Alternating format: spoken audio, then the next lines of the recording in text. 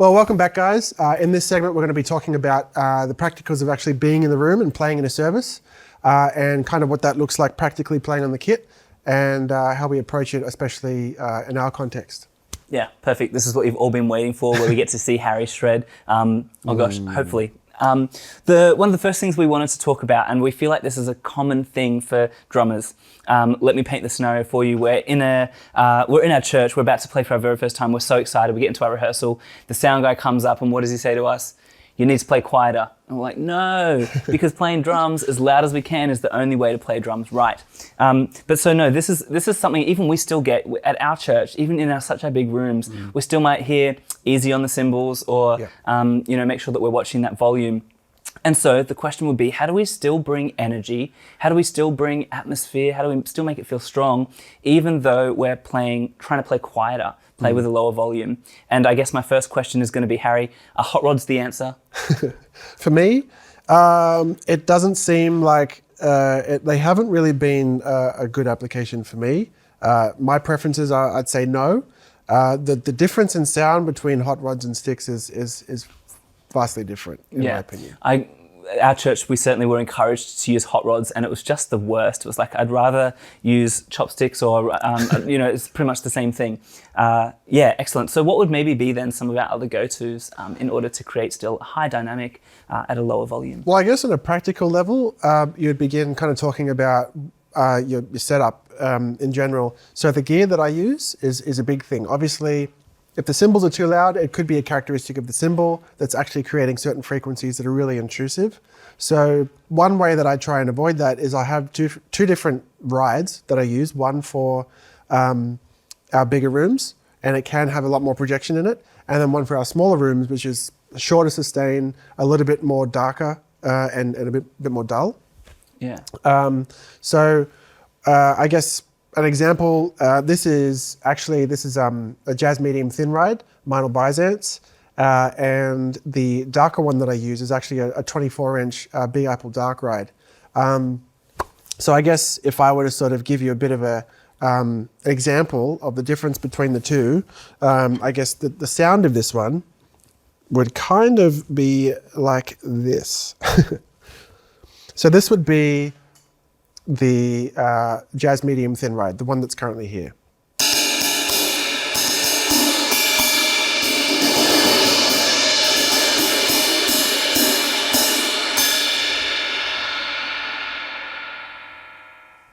So that's quite like high frequency, quite bright in certain areas. It's got a nice long sustain, very washy.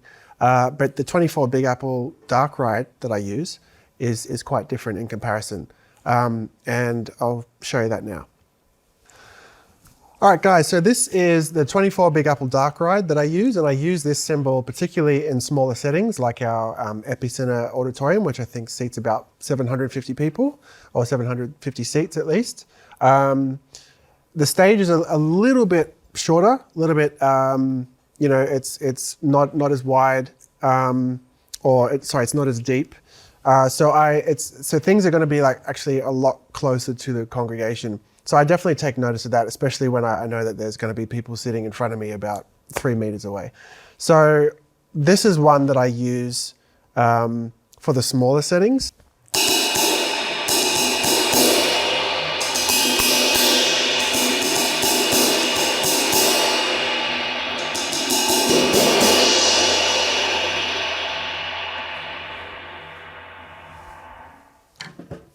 So as you can see, that's vastly different from the jazz medium thin ride, and it makes a big difference, I think, especially not being as intrusive when it comes to playing in context.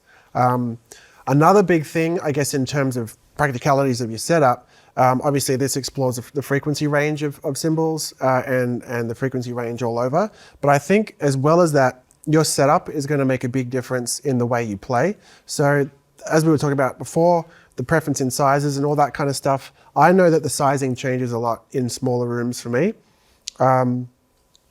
So for instance, if I was going to change the setup for this kit, I could possibly take away the rack tom. I could possibly take away the floor tom. I could take away another cymbal. If I begin to start to change the setup and I restrict myself to certain things, the way that I approach the songs and the way that I approach the overall dynamic is going to be significantly different. And it's going to change my creative decisions when I play. So I think, practically speaking, there's so many things that you can apply to your kit and to your setup that if you're comfortable and you're happy enough to get, to shift things around a little bit, it'll actually really inform the way that you play and help the overall dynamic when it comes to, I guess, smaller rooms or rooms where you kind of have to sort of, get told to keep it down. So I think that's one way that's practically helped for me. I know that in a trip that I did overseas, we were providing workshops at another local church in the States, and they mentioned that they'd had some issues in their church services because they had a smaller room. They did have a drum screen around it, and somehow that still wasn't solving any issues. So one of the things that I thought of, I guess, when looking straight at the situation from the outset, I thought, okay, what can we do to change the setup that will influence how drummers actually approach the way they play and approach the service itself? So one of the things I did was I recognized that two of the cymbals that the drummer was using at the time were the same size.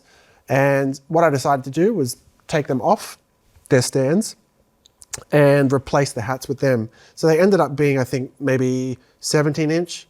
And what I was able to do then was significantly reduce the amount of time that I was hitting, or that they were hitting the cymbals separately, and enable all the energy to come from open hats and using those crashes as hats. So by the time it came to application, you could also use those as hats in a groove, but you could also use them in the up sections, and it would be a lot less intrusive. And when it came to having to use a ride or having something that's a little bit more, I guess, crashable, the ride was still there and you could still approach that a little bit quieter. So I think there was a lot of ways that you could maintain energy and maintain the power behind what you do just in a smaller setting, if that makes sense. Yeah, beautiful. And so obviously by adjusting our setup, it's probably going to be frustrating at first. You're going to be like, where's that rack tom? If you've kind of got rid of it, or I'm used to having all of my different crash cymbals and I know exactly where they are. By taking those away, instantly your mindset is going to change. Yep. You're going to be forced to approach your playing differently, which means that maybe that can remind you to play with a lesser volume, Yep. or some of the dynamic choices you're not going to do probably as big fills, and that's going to intentionally force you to lower your volume. So I think that's great. Some other tips that we could think of, for example, to just gaff a lot. You might put a bunch of tape on the different drums, and that's going to make the volume sound quieter. However, it feels like all we're doing really is not actually addressing the root of the issue. Say, again, eliminating some parts of the drum kit is going to force you to think differently and play differently, whereas gaff tape means you're pretty much just going to play the exact same, right, and it's going to sound quieter. And so I guess part of my approach as well would be just learn to play quieter. It's something that you're going to have to practice and something you're going to have to spend time doing. And there are, again, so many resources online that you can find that can help you in some different ways that you can practice that. Still bringing power, maybe even still rim shotting or whatever you're doing, but still doing that at a lower volume so that the sound engineers are happy. Yeah, there's practical ways around that, including your control of the stick and the technique that will end up being significantly different and helping the overall energy, because obviously you're not going to play like you're in a stadium. You're going to play like I'm sitting like I am now right in front of you, and you're like, how can I make this as less distracting as possible?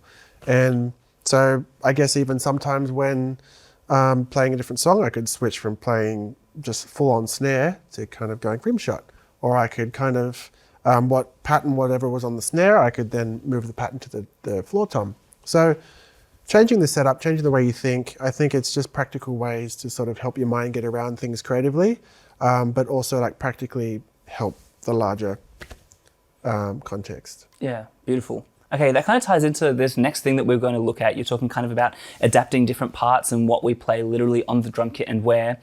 Let's talk about our approach to different parts, parts is this word that we use at our church and maybe yours as well, the specific grooves or the specific fills that you play, maybe that we find that ended up on the album, versus what's different with that and what we might play in our church, and how might we, whether that's bring our own flavor or how might we adapt certain album parts for our church arrangements? Yeah, look, the album parts that we create and the parts that do go on these songs, they've been labored over and they've been workshopped over and over and over again. So I think it's important to note that the people that spend the time putting these songs together, it's not just an off-the-cuff decision to be like, yeah, let's put that on there. It's because it's actually a decision that's been made that this is the thing that we feel works best with the song. And so I think keeping that in mind, it's really important to sort of have that as an anchor when approaching playing those parts in church. But as well as that, there also has to be the balance of, talk about staying flexible when it comes to, its application in church. Is because you're not going to just be sitting in a studio recording this stuff and then it's going to be played later. It's like, no, this is in the moment. And the MC could call something different. The MD could call something different. The pastor or the preacher that comes up on stage could be calling for another chorus, or could be calling for another section, or could want people to keep standing. So anything could change in that moment. And I think it's important for you to sort of understand that, yes, keep your anchor in these parts because it serves the song best and it's been workshopped and labored over before this time. But I think in being open enough to explore where that can go in relation to serving the church. Yeah. I think that's really important to keep in mind.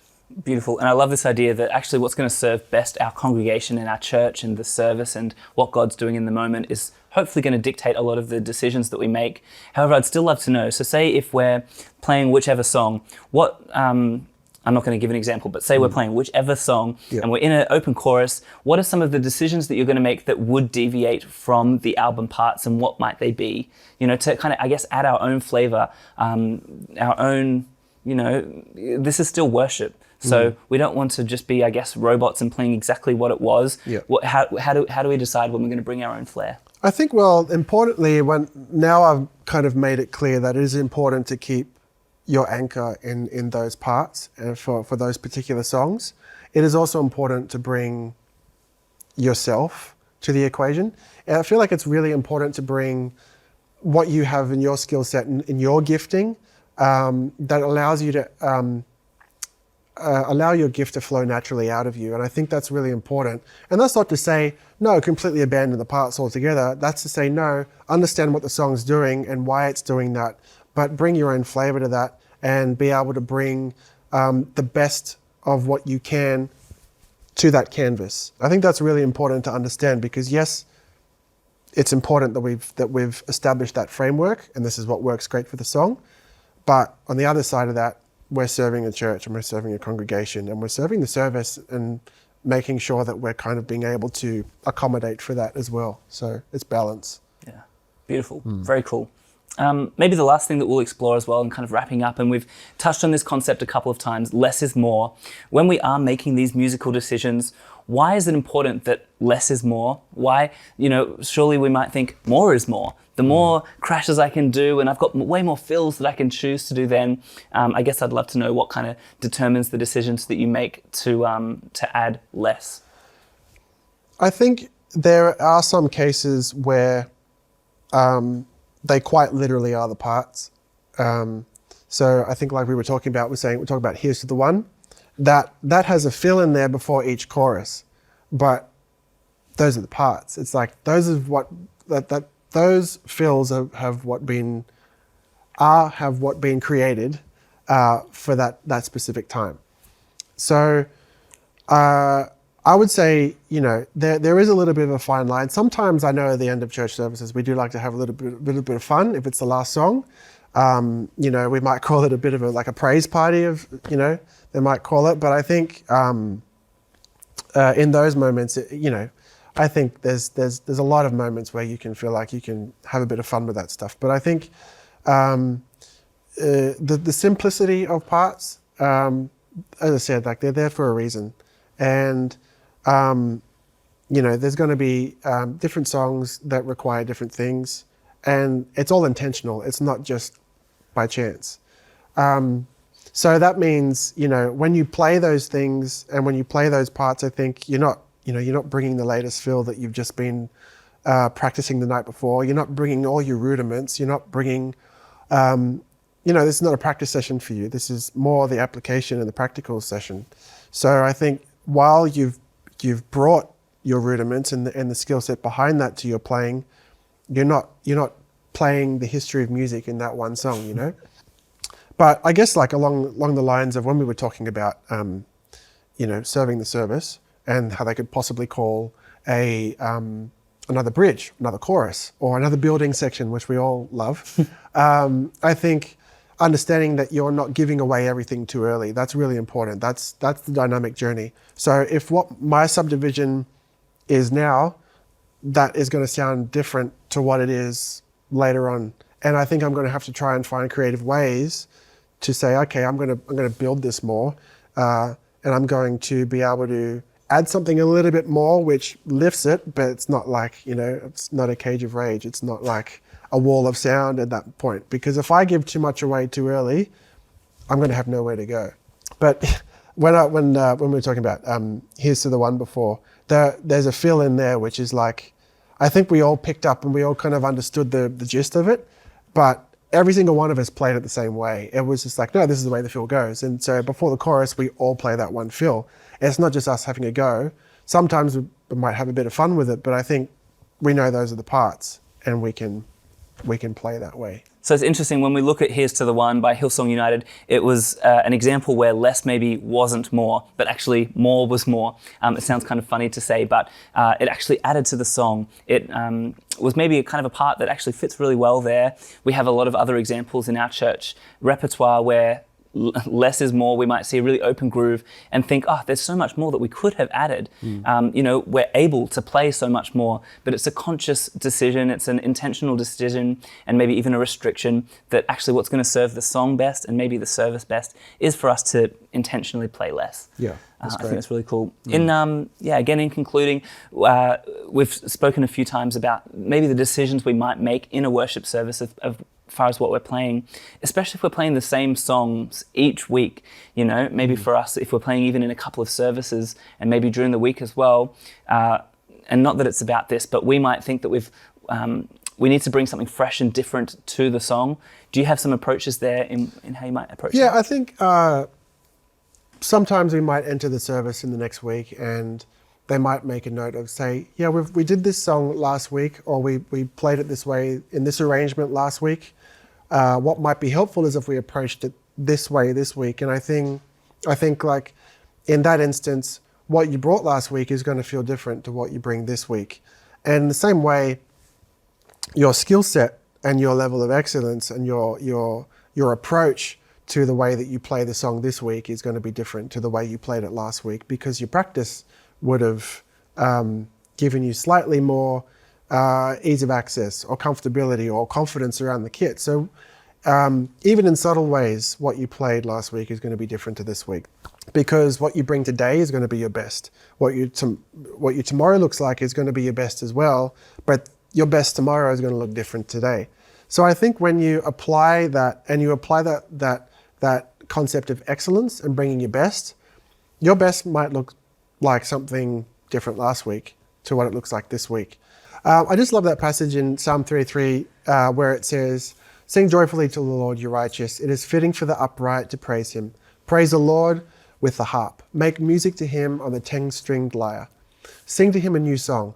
Play skillfully and shout for joy." And now I think it'd be fitting for me to mention that, yes, it plays skillfully in this concept of understanding that we bring excellence and that we bring our skill, that we bring our best to the situation. We're like, no, we're not going to bring something that we've just kind of gone, yeah, I mean, that'll do, that'll work. But I think there's a reason why it actually says play skillfully. And this aspect of bringing your best before God, bringing your best to the situation. And as I said, what you bring last week is going to be different to what you bring this week, even if really subtly, because you're going to be contributing and developing your experience for the rest of that week. So I think obviously on an arrangement level, yes, we might be doing a different arrangement of the song, but in your individual practice, in your individual concept of excellence, you're going to bring something different as well on that level. So I think that's something important to note. Yeah, that's awesome. Very cool. Well, I hope that's been helpful, and these sessions that we've had together as part of this masterclass have been helpful. I know we've explored a few different topics, but yeah, I'm sure that's really going to empower our drumming and give us maybe some new tips, some new tools in our tool belt of some things that we should be focusing on. Harry, thanks so much, and really grateful for you. Awesome. Thanks, bro. Very cool. See you.